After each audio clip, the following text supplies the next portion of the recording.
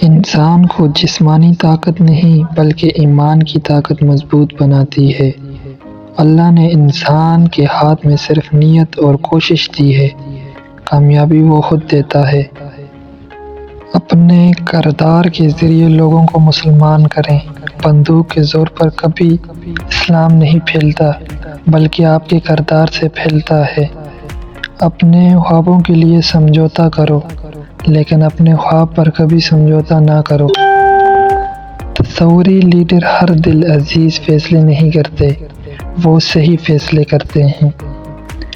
اصل کامیابی تو یہ ہے آپ کیسے دوبارہ کھڑے ہوتے ہیں شکست کے بعد۔ آپ اپنی شکست کا خود مطالعہ کرتے ہیں اور پھر کامیابی حاصل کرتے ہیں۔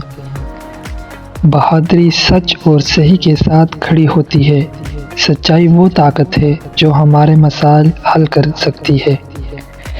پہلے وہ آپ کو نظر انداز کرتے ہیں، پھر وہ آپ پر ہنستے ہیں، پھر وہ آپ سے لڑتے ہیں اور پھر آپ جیت جاتے ہیں۔